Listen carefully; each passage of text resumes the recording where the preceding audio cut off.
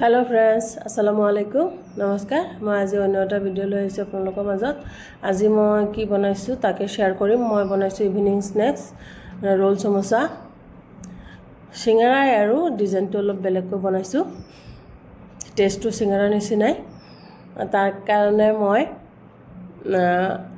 ময়দা লৈছো আপোনালোকে আটা লব পাৰে মই আটা ময়দা মিক্স কৰি লৈছো ফাৰ্ষ্টত মই 1 কাপ আটা লৈছো লৈ পেলাই তাতে সৰি মই ময়দা লৈছো 1 কাপ ময়দা লৈছো ময়দা 1 কাপ লৈছো তাতে অলপ নিমখ দি দিছো অলপ কালিজিৰা মোহাৰি পেলাই দি দিছো আপোনালোকে ইচ্ছা কৰিলে ইয়াত আজৱাইন দিব পাৰে আজৱাইনটো দিলে গ্যাস হোৱাৰ চান্সটো কম থাকে মই অলপ তেল দি দিছো ৰিফাইন অইল দি পেলাই এখিনি ভালকৈ মোহাৰি লৈছো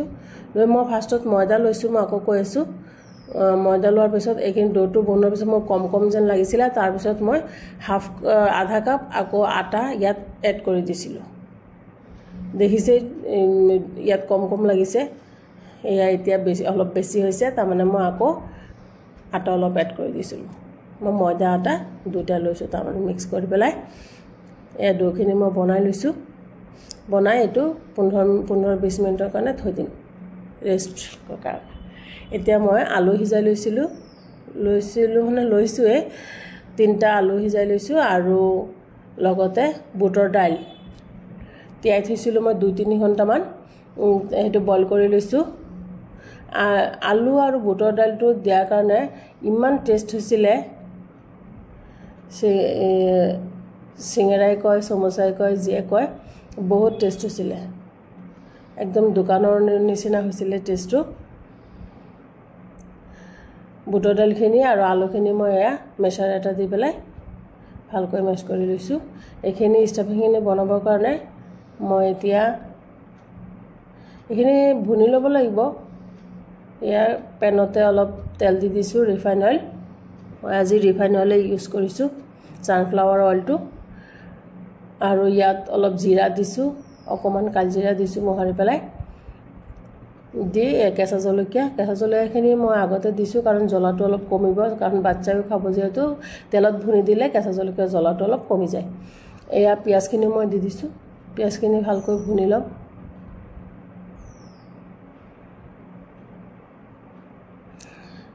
ইয়াতে কৈছো ভিডিওটো যদি ভাল লাগে লাইক শেয়াৰ কমেন্ট কৰিব ইনস্পায়াৰ কৰিব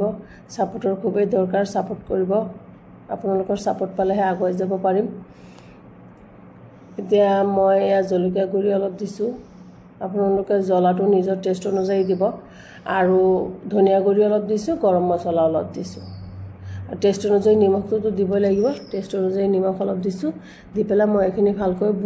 ভুনি আলু আৰু বুটৰ ডাল চানা ডালটো যে মিক্স কৰি থৈছিলো হেতু দি দিছো দি পেলাই এখিনি মই ভালকৈ ভুনি লম ইয়াতে মই চাট মছলাও দিম অলপ আৰু আপোনালোকে ধনিয়া পাত থাকিলে অৱশ্যে দিব ধনিয়া পাত খুব ভাল ফ্লেভাৰ আহে ধনিয়া পাতটো দিলে মোৰ ধনিয়া পাত নাই এটো সিজনত পোৱা না যায় আৰু যিবিলাক ধনিয়া পাত পোৱা যায় ইয়াত একদম সেন্ট নাই ফ্লেভাৰ নাই এই দিয়াতকৈ নিতে ভাল মই সেই কাৰণে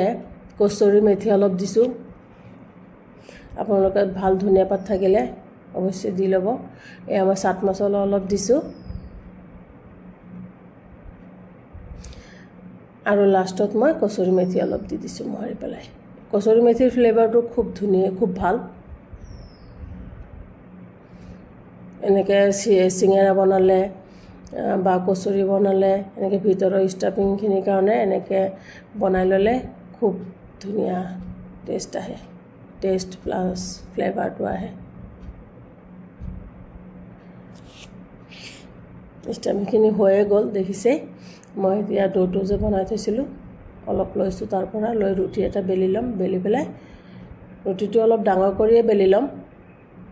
আৰু ৰুটিটো ইমান ডাঠো নহয় ইমান পাতলো নহয় সিঙ্গাৰা যেনেকে বনাই তেনেকে বেলি ললেই হ'ল ইমান ডাঠো কৰিব নালাগে ইমান পাতলো কৰিব নালাগে দেখিছে ৰুটিৰ হেটো মই বনাই লৈছো ডাঙৰ কৰিয়ে বনাইছো মই এটা ইমান সৰু নহয় একদম দেখিছে পাটিৰ সাইজটো মই ক'ব পৰা নাই সাইজটো এনেকুৱা বাতি এটা মাজতে বহাই লৈছোঁ লৈ চাৰিওফালে ষ্টাফিংখিনি মই দি দিছোঁ এয়া ভাল কৰি এনেকৈ দি ল'ব লাগে দি পেলাই বাতিটো উঠাই দি ভালকৈ কাটি এইটো পিজ্জাৰ নিচিনা কাটি ল'লেই হ'ল মই পিজ্জা কাটাৰে এটা লৈছোঁ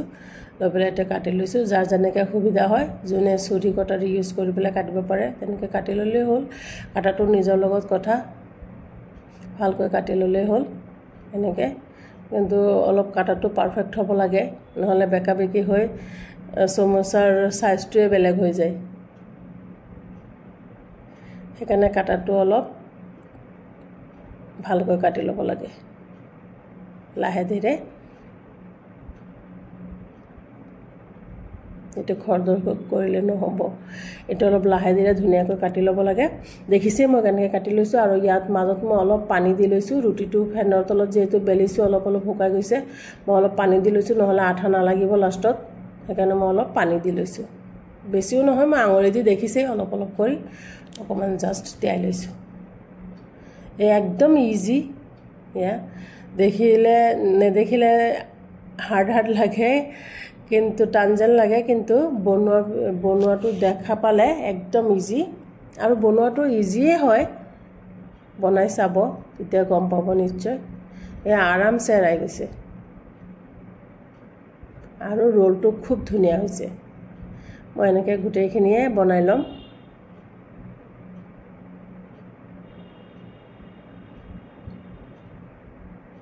এয়া দেখাই পাইছে খুব ধুনীয়াকৈ হৈ গৈছে উঠি গৈছে এনেকৈ আপোনালোকে বনাই ল'ব গোটেইখিনি মই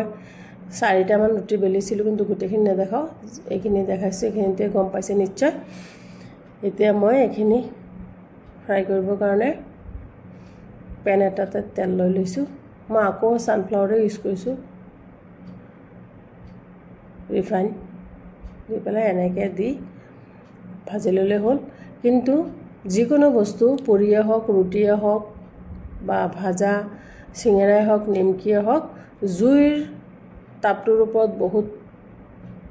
ডিপেণ্ড কৰে এপটো ইমান বেছি দিলেও নহ'ব ইমান কম দিলেও নহ'ব মিডিয়াম ফ্লেমত ৰাখিব লাগিব প্ৰথমে তেলখিনি গৰম হোৱাৰ পিছত জুইটো গেছৰ মানে মিডিয়াম ফ্লেমত দিব লাগিব একদম বেছি হাই হিটত দিলে ওপৰত দি পুৰি যাব মাজত কেঁচা থাকিব বেছি কমাই দিলেও এইখিনি আৰু ভাজা হ'লেও মানে টেষ্ট নাহে খৰখৰীয়া নিচিনা কিবা হৈ যায় সেইকাৰণে জুইটো সদায় মিডিয়াম ফ্লেমত ৰাখিব লাগে এয়া মই এনেকৈ ভাজি লৈছোঁ গোটেইখিনি মই এইটো কালাৰত নমাইছোঁ এইটো নমাই থোৱাৰ 5-10 মিনিটমান পিছত কালাৰটো আৰু আহি যায় নমাই থ'লে নিজে নিজে কালাৰটো হয় দেখিছেই কিমান বঢ়িয়া সমোসা হৈছে একদম মচমচীয়া ওপৰত ক্ৰিস্পি হৈছে খুব টেষ্টি হৈছে চানা দালখিনি দিয়াৰ কাৰণে